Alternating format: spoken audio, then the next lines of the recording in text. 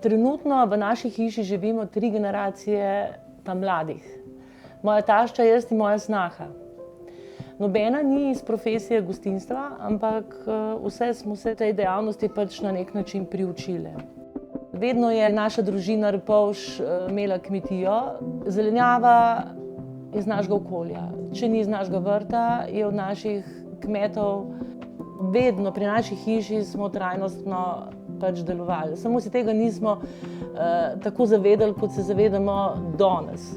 Probamo pričarati oziroma izpostaviti tiste okuse, ki smo jih mogoče spravili v spomin iz otroških let.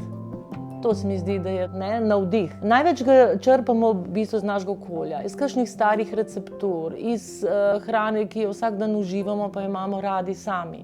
Tako da mislim, da je sigurno to prava pot.